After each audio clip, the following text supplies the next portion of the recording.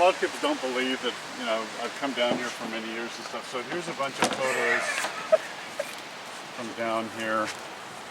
Okay, so these are photos of my dad surfing in the early 50s, okay, 1952. Wow. And on the same roll of film was this shot of Velzy's very first shop. Jeez. Up in Manhattan Beach, and that's Velzy. That's crazy. That's Velzy. And it was a buddy of ours, one of our neighbors up in Hermosa, took these photos. And he was the guy that owned the drugstore up there, the Antique Guild and all the Guild drugstore up in Hermosa. But this is Greg Knoll here. And that's Greg there. Good God. You knew all these guys. So this is again Velzy's shop, and that was a board that he had sitting out there. But this was all on the same roll of film, and the guy gave me this little photo album, and in the photo album was this. Okay, when you used to turn in film, and I don't know if you ever had this, you take your roll of film, you put it in a little envelope, and you turn it into the local, you know, like a Thrifty's or drugstore, something like that, and then you wait a week, and then your film would come back, and you have your pictures. Yeah. Well, so he gave me the thing, and it still had the envelope in there with the date on it and stuff. So it was 1952. It was like July of 1952 when these were taken. That's crazy, man. Okay, so these are pictures of San Onofre just after a rainstorm and stuff down here. So these are late 70s, early 80s. I'm not sure exactly when. I don't remember when I took these photos. I didn't put any date on them and stuff. But this is church, and this is the river at church busted open. Wow. So that was a really heavy rainstorm. Nuts. And that's uppers. Damn. And that's again Sano. That's kind of just looking this way. Look at the way the lifeguard towers look. Yeah. That's crazy, dude. Okay, so that's a shot of my dad on a kook box, like a square rail paddleboard. Like Brian Bent. So that's him on a square rail paddleboard. Okay, so this is us down here in 1955. That's crazy, and we're parked, bro. Okay, my dad planted all these palm trees here, and that little No tiki way. that's over there is my dad's. That's crazy, dude. So we used to come down in a station wagon, and my dad built this big box on the back of it. The station wagons opened up, you know, they opened up like that, you know, in the back. Yeah. So this thing just sat in the back there. You know, we'd drive all the way down from Hermosa, Coast Highway the whole way. This was before freeways, and we would drive down and just camp. We would camp right here, and this is where we stayed. Was just right here and stuff. We surfed all this. I mean, I've surfed this break right here my whole life. You know. See, here's these. Okay, these are the palm trees. That's those guys right there. Parked. This car's all over the place. 3D. Yeah, look at. Yeah, there's 2 or 3. Hey, John. Cars were like 2 and 3 deep and stuff, and people just left their cars open and keys under the seat or something like that. And if you needed to get out of here, you just move the other guy's car and put it back in, and everybody trusted each other. It was all families down here that knew each other and stuff. These right here, the reason these palm trees grew so well, because these were outhouses. Oh, yeah, look at that. These were toilets. These were outhouses down here. Yeah, exactly. Bro, that's crazy. That was my dad's van right there, but this is that tiki right there. There's another one here, there's another one over here, another one here. But when we get those rains and logs would just roll up on the beach, and my dad would make us roll them up on the beach, and then we'd dig a hole and stick them in, and we made board racks out here out of them and stuff like that. Okay, so these are our 2 different vans. That was our first van. And this was a shot that a guy took. A friend of ours had a Polaroid camera in the early 60s, and he would take pictures of families in front of their rig down here at the beach, and he'd put it in this journal. And in the journal, he would write down everybody's name, address, phone number, and what they did for a living. So I have a copy of the whole journal. In fact, I have a whole book of the whole thing. That is cool. And that was our second van there. Okay, so these are just old shots from down here, old cars and stuff like that, the early shack. That's crazy, dude. This is probably like early 50s. My dad was here the day Pearl Harbor was bombed, 1941. Wow. And he would have been 20 years old. He was born in 21, so it was 1941 that happened. So these are just old shots of old San Onofre. But look at all the different cars. This would have been 60s.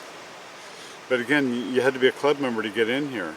Yeah. And so, like friends of mine and stuff couldn't get in and stuff, and unless I brought them down with us, kind of thing. It was really cool. That's cool. That's cool. Yeah. Yeah, the And full-size buses in and here too. all these cliffs up here before the power plant was here and stuff was just freeform hills and stuff, and we had forts up in the hills as kids. That's It so was cool. this was a kid's nirvana down here. It was just bitching. We had a run to the beach, and we'd just get down here, and my dad would just turn us loose, kind of thing. We could go anywhere we wanted, do anything we wanted. We walked up, we surfed lowers and stuff as kids and stuff all the time. Dude, that's insane. The brakes probably changed so much too. The brake has not changed at all. Really? It really hasn't. Just It's all you know how when the point gets really good in Yeah. the wintertime? Yeah. Northwest swell. Uh-huh.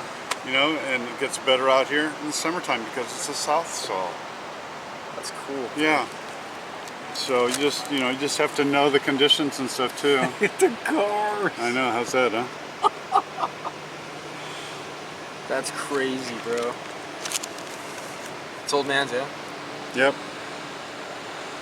But again, the reef has not changed at all. It's the same reef. It just, the sand moves around a little bit out there and stuff too, but it hasn't changed at all. It's the same. I've used the same lineups. I mean, that's why, like, I'll go out and sit, and you'll see me just sitting out there, and all of a sudden a wave comes to me. Yeah.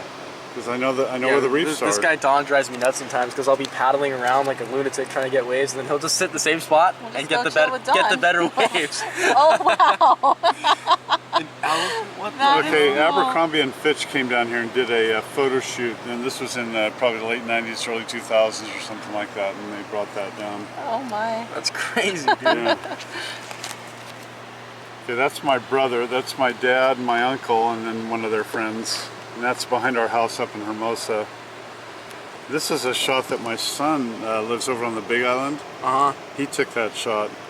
That's crazy. And this is about a 40-foot boat here. Wow, it's tiny. I mean, this is just Amazing. lava coming off and then the next shot is it's just exploding. This is us down here. This is a board that my dad got. I have this in my house right now. In fact, this is a picture of it hanging in my house. It's an old Pacific Systems Homes redwood balsa wood board. And you'll never see one in better condition than that. Even up at the museum, they don't have one nicer than that. It's beautiful. Yeah, it's really cool. Okay, so I started ripcurl in the U.S. Back in the late 70s. And I brought it down to, this used to be Del Cannon's surf shop. You know where ripcurl is now? Yeah. Okay, well this is, ripcurl now is right over here. And this photo is taken, this is the same building, this is this. So this is the same building, but when I first did ripcurl, I had it up in Costa Mesa, and after about a year in business, they said, we'd like to build an image center somewhere. I said, I've got the spot. So I brought them down here and I showed them this building, and at that time the freeway was 3 lanes going each way, and everybody had to park here to go surf trestle. Perfect, perfect Yeah. placement. So yeah. Yep. So that's Stop at Rip Curl. Yeah. That's Smart. genius. yeah. That's It genius, it dude. worked out really Genius. good. So that's me right there. That's my dad and my uncle. Look at the surfboards. Yeah. Okay, so this is they gave Nixon in 1971. They gave Nixon an honorary membership to the surf club. So my dad was the president of the club. My brother was there. I had just gone in the service. This is a guy named Rolf. That's Richard Nixon, Rolf Arness, and this guy named Robert Mardian. He was his assistant attorney general. And this is on the Nixon property, just above Uppers there. Okay. That's the bridge at Uppers. Dude, what the hell? Sounds like lifetime. Okay, so these are pictures. That's Bing right there, Bing Copeland, and this particular board here was a board Bing made for my dad to take to Hawaii. It was a gun he made for Hawaii, and a friend of ours, or a guy that we know, collects boards, And this is a board that he collected and stuff. He just happened to get it back. So, and he offered to my brother for $5,000 or something like that. You know, just like, nah, keep it. So when boards went short, I sold all my longboards and stuff, but I needed a longboard for down here, so I bought this board off a guy for 35 bucks. It was a Bing New Evil Lightweight, and they're magic boards. What? I paid 35 bucks for it and stuff, and then I would start, and this is Bing again, I started competing again on longboards and stuff like that, and I'd show up at these events with my old board, and my friends are going, "You're gonna ride that old board?" And then I'd beat them. They're going, "Fuck, that thing looks really Ride that old board. So that's me with one of my dad's boards. So my first 5 boards were all balsawood surfboards that my dad made, and he made them in our garage. He glassed them, did the whole thing. He shaped them, glassed them, did the whole deal. You recognize that guy? Who's that? Jerry Lopez. No. Okay, so when I had Rip Curl, we sponsored Jerry, and so he wore, Rip Curl wetsuits, and he was in Conan the Barbarian. That's crazy. So this shot ended up, they sent this to me, and I had it in my office in Rip Curl and stuff, and when I left there, I didn't take it with me, and I ran into Stacy Peralta, who put together the Yin and Yang of Jerry Lopez, if you've seen that movie. Yeah. I go, "Hey, there's this shot of Jerry, he's holding his head," and he goes, "I've got the shot," and I said, "Send it to me," so he sent it to me. So I just put it. So, and this was my old Jacob Surf Team jacket, and we did a surf team reunion for HAP in the early 2000s. I think it was 2014 or something like that. And a bunch of us we'd all gotten free boards from HAP over the years and stuff, and he'd just been so generous with us over the years. And so we decided to have a surprise party for him. So we had it up in Redondo Beach. A friend of mine has a restaurant there, so we had it at his restaurant. I had these banners made up.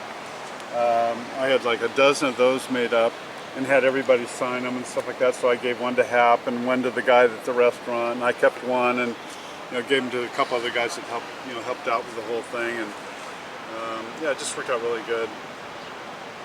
So anyway, I've still got one of those at home.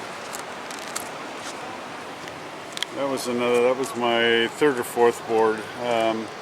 In fact, this little logo on the back here is that diving pelican that's on the side of my van. Okay. That was my dad's logo. He would countersink that into our balsawood boards. And I just happened to come across the cardboard cutout of it in a book that my dad had.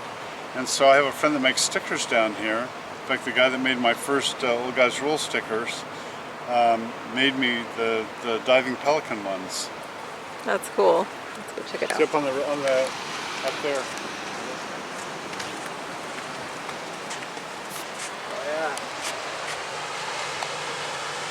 So there's another shot of just a crowded beach down here.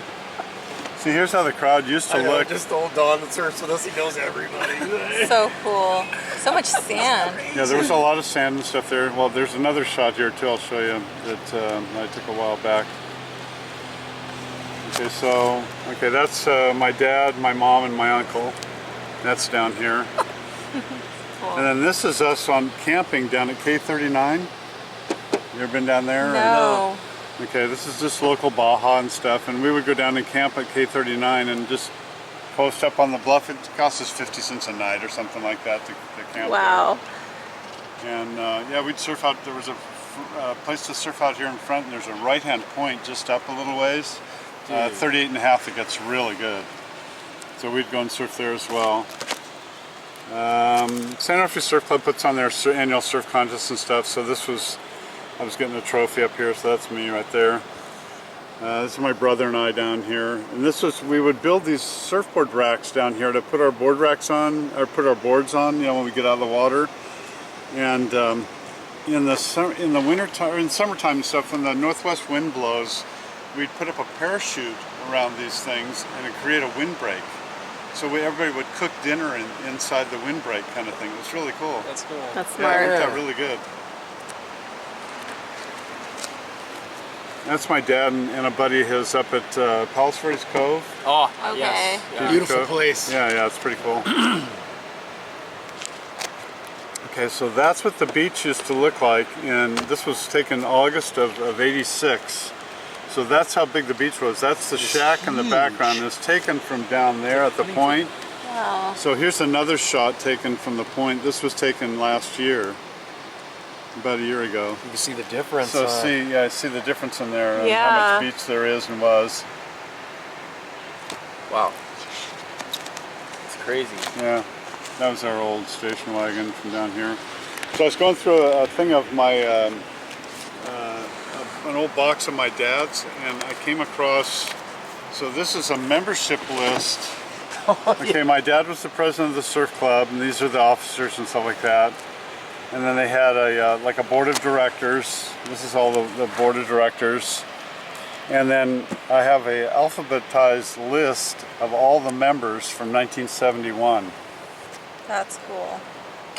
And so they used to they'd give you a number on your sticker as a member and stuff. And you guys should join the club just to be, support the club down here. It's like $25. We're in the and club. you can, are you in the club? Yeah, we're supposed to be on the auto pay Yeah, Dorado. We've been. Okay, good, okay. Yeah. Now they have a surf contest down here in the summertime, at the end of summer in September. You should surf in it, and you'll probably do pretty well. I've surfed in it since, my very first trophy was 1960. So, That's crazy. 65 years He's ago. got a couple of years. You got to admit it. 65 years ago, I got second place in the contest, That's cool. But anyway, so here's an alphabetical listing, and then the next year they had they did a numerical listing. So they usually gave the president of the club #1, but they'd given Nixon a membership, so they gave Nixon #1, and my dad was #2. That's crazy, dude. Isn't that cool? That's cool. Very cool. I mean, you'd love my dad. He was just a really super cool guy down here. Everybody Of course. knew him, and He was one of those guys. yeah. That's crazy, bro. That's like And everybody from, It's a lifetime. back in the 50s and 60s, surfers were very much poo-pooed because of Hollywood's depiction of them. They were all, they're just a bunch of bums. They just dress in shorts and a t-shirt. They're just a bunch of beach bums. Well, there were people from all walks of life down here. There were doctors and lawyers and actors and Yeah. bricklayers and painters and just everybody, kind of thing, all with a common bond of the love of the beach and surfing, kind of thing. Yeah. Yep. One of our really close friends was a chemistry professor up at UCLA, and his name was Dr. Don Cram, and everybody down here knew him as Crambo, and this is before Rambo. I mean, even the kids called him Crambo, and he played music down here at night. My dad and he and a couple other guys that play music down here, I love that name. and he ended up winning a Nobel Prize for some sort of molecular discovery. And Wow. he's just a surfer, kind of thing, from down at San Onofre, he's just That's one of the guys crazy. down here. Yeah. He's just a bitchin' guy, but there's all these just great people from down here. It's the same way down here still, yeah. But, surfers again are kind of just considered just a bunch of, Right. bums or whatever, See, it's getting better out there. Yeah. And fewer people too. Look I at know. there's nobody on those Our waves. talking kind of paid off a little bit. Yeah. Yeah, we went down memory lane and Dude, you're gonna have fun at Old Man's. Yeah. I'm starting to wonder if I should go there. But I already have the easy episode photos. So. I Well, don't we can just wanna- I don't walk it wanna bring over back. wherever you want to go. That's alright, it looks good over there. If I see Don getting too many waves, I'll go over there. It's not very consistent today, though. I mean, it is better than it was yesterday. I rode Definitely, my bro. bike. They had the family fun day down here for the club What? yesterday. Is it just me, or is every time they have like a fun day or a contest, it's always blown out? Come on. Well, it's timing, I guess. Yeah, dude, it's like the they last- have to time it way in advance. You The don't last- just pick a weekend, yeah. and that's it. The last 4 or 5 times they've done that, it's been blown out. Then the next day and the day before, it's perfect. Yeah. it's Yeah, it can it be sucks, like that, man. Because they have to be like, come on, you gotta be kidding me. you know what that is? That's Sano's fight. I don't want to be commercialized. Go back to the club. I like it better. That sucks. Your dad's still like, don't have parties here without permission, guys. I'll blow it out. We had some great parties and stuff down here and stuff too. And The Rockabilly band was pretty cool yesterday. yeah, They were good. Yeah. My mom thought it was just radio. Well, that's Bobby Lombard, and he's got a group of guys. In fact, he goes up and plays at Bill Stewart's house up here in town all the Really? time. Yeah, Bill's got he's got a bigger man cave than me. He's much shorter than me. He's got a bigger man cave. He's a really good guy, though. Bill and I are best friends. And he's, Bill plays harmonica, and Bobby plays guitar, and then there's a bunch of other guys that, play drums and, keyboards and stuff like that too, and they get together usually on Sundays and play up at Bill's house, and so it's pretty cool. Yeah. But yeah, Bobby's got a group that he plays with, and that's what the group was yesterday. Okay. Yeah. They were good, dude. Well, they did a good They were job, good. yeah. You could hear them when you were surfing, which is kind of cool. Yeah. Yeah. Getting a little rockabilly groove, Uh-huh. Yeah, they're good guys. That's cool. But yeah, there's always been little music groups down here. My dad had a group that he played with. My dad played, do you know what a gut bucket is? No. Yes, I do. Okay, it's a, have you ever seen a keg in a tub? They ice a keg down and stuff like that?